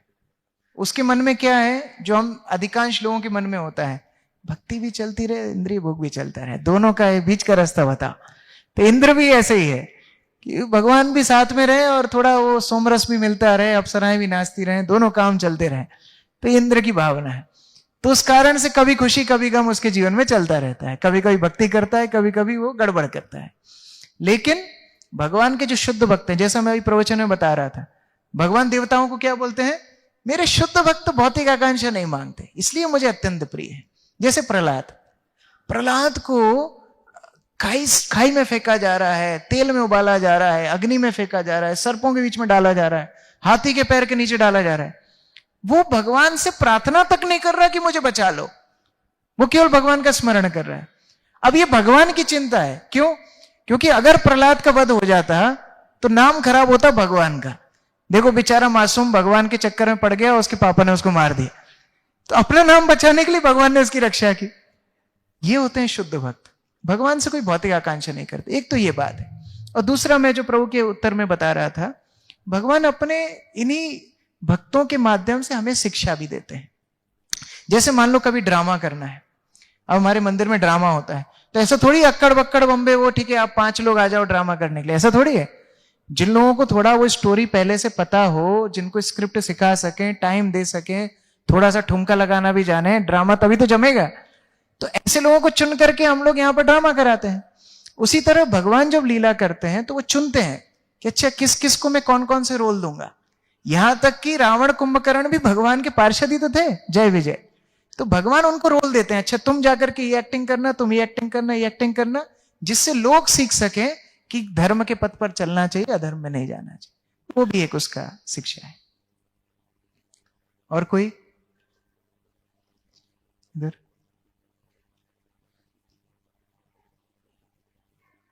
हरे कृष्ण प्रदंड। मेरा प्रश्न था, जैसे कार्तिक को जब इंद्र बोलते हैं कि आप हमारे राजा बने या फिर जो भी आप अधिकार लीजिए, तो आप यहाँ बता रहे थे कि एक सेवक होना सबसे बड़ी बात होता है, क्योंकि वो सेवक कभी स्वतंत्र नहीं होता। तो सबसे कठिन काम है। सबसे कठिन काम है। और स्वतंत्र मतलब थोड़ा सा ज्ञान प्राप्त होने के बाद भी आज भौतिक जगत में हम देखते हैं किस प्रकार लोग स्वतंत्र हो जाते हैं। मैं मेरे बारे में जस्ट बोल रहा हूँ कि ये बड़ा टफ सिचुएशन होता है कि जब उस प्रकार परिस्थिति कुछ आता है तो ज्ञान कहाँ गायब हो जाता है कुछ पता नहीं चलता, और सेवक की जो मनोभाव है वो स्वामी की मनोभाव आ जाता है उस समय में। देखिए तो उस समय इसीलिए क्या करना चाहिए? इसीलिए भक्ति में जब नए नए आते हैं तब जो आनंद, जो ऊर्जा, जो प्रेरणा महसूस होती है वो समय के साथ क्यों गायब हो जाती है? इसीलिए कि पहले दास भाव था। पहले ये भावना थी कि देखो सब मेरे वरिष्ठ हैं, उनकी बात मुझे सुनना है, मुझे सीखना है, मुझे उनकी सेवा करनी है, ये भावना होती है। धीरे धीरे अरे ठीक है प्रभु जी ये बात बोल रहे हैं, लेकिन ऐसा थोड़ी होता है, प्रैक्टिकल थोड़ी है। तो जहां अपना अहंकार बीच में आने लगता है, वो दास भाव विलुप्त होने लगता है ना, धीरे धीरे वो भक्ति की प्रेरणा नीचे जाने लगती है। इसलिए सेवक भाव ये बहुत जरूरी है। इस्कॉन में जो बड़े बड़े सन्यासी हैं, गुरु हैं, वो भी दास भाव से सेवा करते हैं। वो दीक्षा दे रहे हैं, लेकिन क्या भावना है, मैं इतने भक्तों का आज दास बना हूं, इन लोगों की मुझे सेवा करनी है, ये भाव उनके अंदर रहता है। तो ऊर्जा, प्रेरणा, उनकी भक्ति में उत्साह बढ़ता जाता है। कैसे रखें ये दास भाव को? कैसे रखें? वरिष्ठ भक्तों से श्रवण करने के माध्यम से। देखो जब तक हम हरि कथा श्रवण नहीं करेंगे उनसे, हम उनको भौतिक दृष्टिकोण में देखेंगे। उनके साक्षात्कार को हम जब तक नहीं सुनेंगे, हमें देखें हाँ हमारे जैसे ही तो हैं। गुरु का पहचान होता है उनकी वाणी से, तो उनके साक्षात्कार बैठ करके सुनना चाहिए। उपनिषद शब्द का मतलब है गुरु के चरणों में बैठ करके सुनना। ये जब प्रवृत्ति हमारे अंदर आएगी, सुनने की, श्रवण की भाव आएगा, तब धीरे धीरे वो श्रवण से हृदय शुद्ध होगा, और शुद्ध हृदय ही दास भाव ग्रहण कर सकता है। क्योंकि जीवेर स्वरूप होए कृष्णेर नित्य दास। वास्तव में हमारी आध्यात्मिक उन्नति जो एकदम हाईएस्ट लेवल की उन्नति है ना, वो है दास भाव, वो है अपने स्वरूप को पहचानना, कृष्ण दास बनना। तो जब हम श्रवण के माध्यम से धीरे धीरे अपनी शुद्धि में ऊपर बढ़ते हैं, तब वो दास भाव को प्राप्त करते हैं। तो शुरुआत में वो भाव थोड़ा रहता है, धीरे धीरे माया हमारी परीक्षा लेती है, लेकिन हमें श्रवण के माध्यम से, सेवा के माध्यम से उस दास भाव को दोबारा से जागृत रखना है। यस बसंत भाई। Thank you so much Prabhu जी। प्रभु जी जब मैं ये श्लोक जब आप शुरू किए थे तो उस टाइम मेरे मन में आ रहा था कि इस पे आप मतलब क्या बताया जा सकता है। मैं तो बहुत सिंपल समझ रहा था, पर ये समझ मैं भी यही सोच रहा था तो लेकिन मैंने ये देखा कि आपने तो एक ही अभी बृहस्पति पे ही इतना सारा, पुरोहित पे ही इतना सारा बताया। तो मैं वही सोच रहा था कि भगवान का मतलब अनंत भी करे तब भी कम है जो आप बता रहे थे। मेरे एक मन में प्रश्न आ रहा था कि इंद्र तो बहुत सारा जानबूझ के भी गड़बड़ कर रहा था, पर मतलब हम लोग भी करते हैं, पर जैसे तद्विधि परिणिपातेन परिप्रश्नेन सेवया, जब हम प्रयास करते हैं, विनम्रता से प्रश्न पूछते हैं और फिर हमें गुरु कुछ आदेश देते हैं और उसे हम फॉलो करने का प्रयास करते हैं, लेकिन मैं देख रहा हूं कि मैं कर नहीं पा रहा हूं, तो अंदर से ये भी होता है कि मैं तो अवज्ञा कर रहा हूं, पर हम फिर कर नहीं पा रहे हैं, तो अंदर से वो भी हो रहा है और करें क्या कुछ समझ में नहीं आता। देखिए आध्यात्मिक मार्ग ये आशा का मार्ग है। इस मार्ग में अगर हम गंभीर हैं तो सारी परंपरा हमारी मदद करती है। कपट नहीं होना चाहिए। अगर गुरु के सामने कपट दिखाने लगेंगे, झूठ बोलने लगेंगे, तो समस्या है। असक्षमता भक्ति में बाधा नहीं है, कपटता बाधा है। मान लो कोई आदेश गुरु ने दिया, हम पूरा नहीं कर पा रहे हैं, आज नहीं 2 साल बाद, 5 साल बाद, 10 साल बाद तो करेंगे। शिला प्रभुपाद को शिला भक्ति सिद्धांत सरस्वती ठाकुर ने आदेश दिया 1922 में, पूरा किया 1965 में। 40-45 साल लग गए पूरा करने में। ये इस्कॉन की संरचना की, पूरे विश्व में प्रचार किया, लेकिन उनके अंदर वो गंभीरता थी कि नहीं मुझे पूरा करना है। वो प्रयास करते रहे, कितनी बार फेल हुए। झांसी में शुरू किया, बंद हो गया, प्रकाशन करने गए, कोई खरीद नहीं रहा है, परिवार से सहयोग नहीं मिला, गुरु भाइयों से सहयोग नहीं मिला। कितना कठिन परिश्रम श्रील प्रभुपाद ने किया। और ऐसा नहीं कि विदेश जाने के बाद सब कुछ सही था। प्रभुपाद जब अमेरिका गए, बिना धन के, बिना कोई सहयोग के 1 साल तक दर दर भटकते रहे, और उनकी एकमात्र संपत्ति थी एक टाइपराइटर जिसपे वो किताबें लिखते, वो भी चोरी हो गया। कैसे कोई व्यक्ति उत्साह रखेगा? भगवत गीता जो आज हम पढ़ रहे हैं, ये प्रभुपाद ने दूसरी बार लिखी है। पहली बार जो लिखी थी वो रद्दी में बेच दी उनके परिवार के लोगों ने। आप कल्पना करो, तो कितने उनने हम बोलेंगे असफलताएं झेली। वो गुरु का अपराध नहीं है। भक्ति सिद्धांत सरस्वती ठाकुर ये नहीं बोले थे अरे तेरे को 1922 में बोला, अभी तक तूने कुछ किया नहीं, बेकार शिष्य है। नहीं, सिद्धांत सरस्वती ठाकुर देख रहे हैं ये गंभीरता से प्रयास कर रहा है, यही शिष्य। आज शिला प्रभुपाद इस्कॉन शुरू ना भी करते ना, तो भी वो हमारे आचार्य होते। क्यों? पूरा जीवन गुरु की आदेश पालन करने के लिए समर्पित कर दिया। ये शिष्य का कृतित्व है। कपटता नहीं होनी चाहिए। अगर हम नहीं कर पा रहे हैं 100%, उसमें कोई दोष नहीं है। कम से कम प्रयास गंभीर हो। प्रतिदिन हम ऐसी दिनचर्या रखें कि जो आदेश मिले हैं पूरे हो, और फिर उसमें फेल होते हैं कोई बात नहीं, अगले दिन फिर करें, अगले दिन फिर प्रयास करें। बच्चा गिरता है फिर उठ के चलने का प्रयास करता है। ये कोशिश हमको करते रहना है।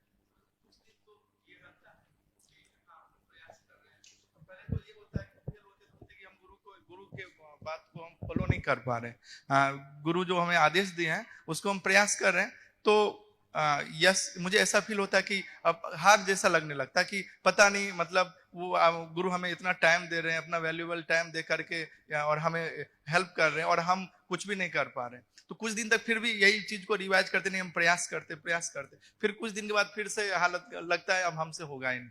उस समय फिर जाकर के संगति करना चाहिए, फिर से चार्जिंग करना चाहिए। तो हम बार बार परेशान कर रहे हैं गुरु को, ऐसा नहीं, जो भक्तों का काम ही है हमें प्रेरणा देना। परेशान भक्त जब होंगे जब बसंत प्रभु नंबर ब्लॉक कर देंगे हमारा, तब परेशान होंगे। कि आजकल वो फोन ही नहीं उठाते हैं, परेशान तब होंगे। आप पूरा दिन यहां पर आइए, पूरा दिन बात कीजिए, उसमें परेशान नहीं होंगे। देखो, सबसे बड़ी दुर्भाग्यता क्या होगी हमारे आध्यात्मिक मार्ग में, जब हम गुरु वर्ग को, भक्तों को कैजुअली लेने लगे। अति परिचायता अवज्ञा, ये सबसे बड़ा दुर्भाग्य। इंद्र के साथ क्या हुआ? हाँ, बृहस्पति रोज तो आते हैं, अभी कितना अच्छा डांस चल रहा है, बीच में इनको कौन सम्मान करेगा, ठीक है, 15 मिनट बाद वो अति परिचायता लेकर के डूब गई इंद्र को। उसी प्रकार से ऐसा कभी मन में नहीं आना चाहिए, हाँ ये भक्त लोग ठीक है, अभी कितना एक ही बात तो बोलते हैं बार बार, वही बोलेंगे सुबह उठो, जपा सेशन में आओ, भागवत प्रवेश में आओ, एक ही बात बोलेंगे, टाइम पे सो जाओ, टाइम पे उठो। कौन मानेगा इनकी बार बार? ठीक है, हमारी लाइफ हमको पता है हम कैसे करेंगे, ये लेकर के डूबेगा। लेकिन अगर हृदय में ये बात है कि नहीं, मेरे लिए बोल रहे हैं, मेरी आध्यात्मिक उन्नति के लिए बोल रहे हैं, ये गंभीरता अगर शिष्य के अंदर रहे ना, वो धीरे धीरे प्रगति करेगा। फिर उसको प्रगति करने से कोई नहीं रोक सकता।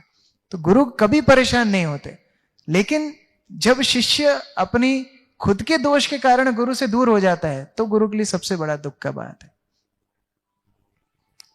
हरे कृष्ण। श्रील प्रभुपाद की जय, समवेत भक्त वृंद की जय, निताय गौर प्रेमानंदे, हरि बोल। हरे कृष्ण। कैसा लगा सबको? तो मुझे उम्मीद है कि प्रभु जी ने जो प्रवचन दिए सबका हृदय तक पहुंच गया है। और भी 5 प्रश्न और उस उत्तर के साथ पुरस्कार भी आपको दिया जाएगा। प्रभु जी दिखाइए, बैच दे दीजिए।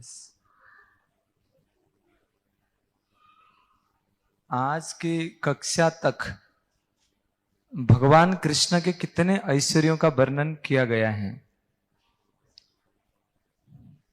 मेरे पास जो उत्तर है उसी को मैं बताना चाहिए।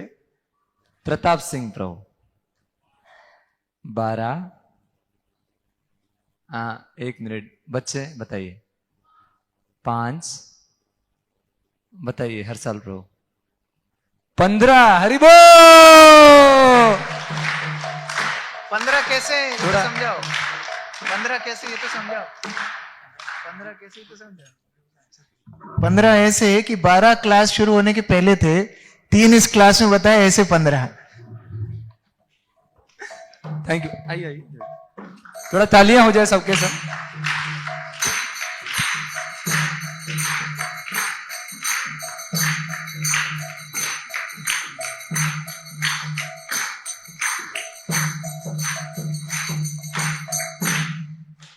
अगले प्रश्न, उद्धव के गुरु के रूप में किसे जाना जाता है? माता जी उत्तर दीजिए। यस। गोपियों को जाना जाता है। यस। शिवानी माता जी बताइए। बृहस्पति हरिबोल।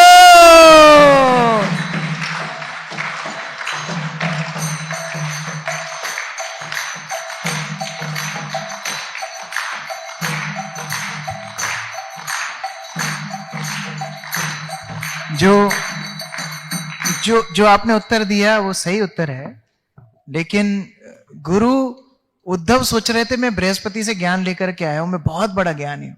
फिर कृष्ण उनको वृंदावन भेजते हैं और खूब लंबी कथा है, लेकिन जब गोपियों के पास जाते हैं तो गोपियां उद्धव की तरफ देखती ही नहीं है, और एक भौरा आता है और गोपियां भौरे से बात करती हैं, अरे तू मधुपति का मित्र है, मतलब कृष्ण का मित्र है, जैसा कृष्ण वैसा ही तू है, तू भी एक एक फूल पर बैठता है फिर दूसरे फूल पे चला जाता है, ऐसे ही कृष्ण यहां से उड़ के वहां चला गया, जैसे धोखाबाज तू है ऐसे ही तेरा कृष्ण है, जा तेरे से बात हमको नहीं करनी।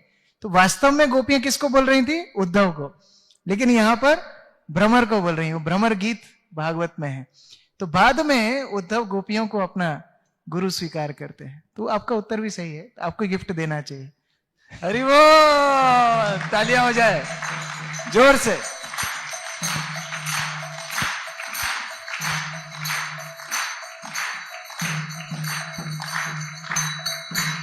आज मैं सोच रहा था कि 5 क्वेश्चन होता है और 5 ही बैच आना चाहिए, तो 6 बैच आया था, अभी पता चला कि माता जी के लिए आया था। हरि बोल। अगले प्रश्न, असुरों के गुरु कौन है? ये जितने हाथ उठाए आप सब असुरों के गुरु हैं क्या? ना नाम बताएंगे?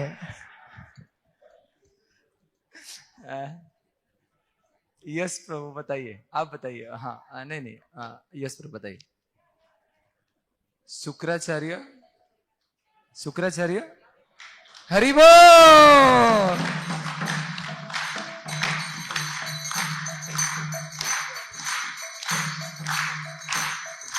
जोर से ताली होनी चाहिए ताकि प्रभु जी आ रहे हैं। आइए प्रभु।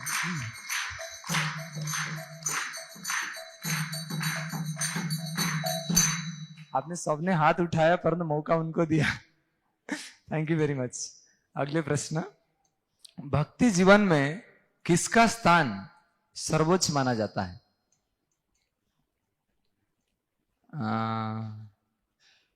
माता जी में से कोई हाथ उठा सकते हैं? शालिनी माता जी। गुरु का स्थान। हरि बोल। जितना जोर से बजा सकते हैं तालियां। हाँ, आवाज नहीं आ रही है।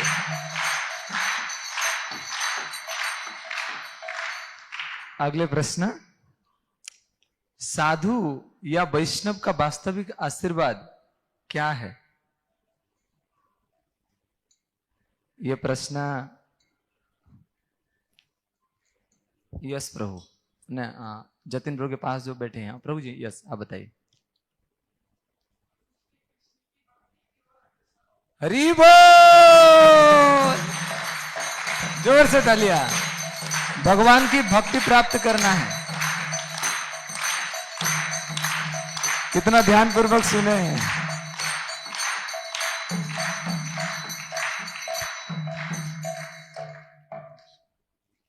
तीन बार बोलेंगे हरि बोल, हरि बोल, हरि बोल। अभी हमारे पास 2 मिनट का समय, उसके बाद हम कीर्तन करेंगे उसके पहले प्रभु जी ने जितने भी इतनी सारी बात बताई वो ये भगवत गीता से ही बताया प्रभु जी ने। तो पर्सनली आज कितने लोग भगवत गीता लेके आए हैं? हाथ उठाइए। कितने लोग लेके आए हैं? बहुत ही कम लोग लेके आए हैं। तो पनिशमेंट तो कुछ होना ही चाहिए। जितने लोग नहीं लाए हैं उनको एक एक लेना चाहिए। नहीं, इतना बड़ा पनिशमेंट नहीं देंगे। मैं ये चाह रहा था कि कितने लोग के पास सच में ये भगवत गीता अभी तक पहुंचा नहीं है। आपके पास किसी ने पहुंचाया नहीं था, आप पहली बार यहाँ पे आए हैं और ये भगवत गीता हर एक श्लोक के शब्द का अर्थ है। आज आपको क्लास अच्छा लगा? कितने लोग चाहते हैं भगवत गीता का प्रचार हो? सब लोग चाहते हैं। तो हृदय से मैं उनका प्रति आभारी रहूंगा। कितने लोगों के पास भगवत गीता नहीं है? हाथ उठाइए, सच्चे दिल से हाथ उठाइए। कितने लोगों के पास नहीं है? एक प्रभु जी के पास नहीं है, बहुत बहुत धन्यवाद। और किसके पास नहीं है? और कोई है? तो हम लोग अभी दिसंबर 11 तारीख को भगवत गीता जयंती आ रही है। भगवत गीता जयंती में इस्कॉन ने भाग लिया है 2.5 करोड़ भगवत गीता को वितरण करने के लिए। उसमें से कुछ फोटोज प्रभु भक्त लोग हर घर 2.5 करोड़ सुन के आपको प्रसन्नता नहीं हो रही? केवल 1 महीने के अंदर पूरे विश्व में 2.5 करोड़ भगवत गीता इस्कॉन बांटेगा। ये चीज के लिए आप लोगों को प्रसन्नता भी होना चाहिए, सहयोग भी देना चाहिए। इसलिए हम लोगों ने एक अनुरोध भी किया है, जो भी हमें 108 भगवत गीता बांटने में मदद करेगा, या तो वो व्यक्तिगत रूप से हमसे 108 गीता लेकर के जाए या हमें बांटने में मदद करे, अपने परिचित लोगों के पास लेकर के जाए। वो 108 गीता जो हमको बांटने में मदद करेगा, उसको लेकर के हम यहाँ पर एक महायज्ञ करवाने वाले हैं गीता के ऊपर, गीता जयंती 11 तारीख को। उसमें उसको हम यजमान रूप से बिठाएंगे।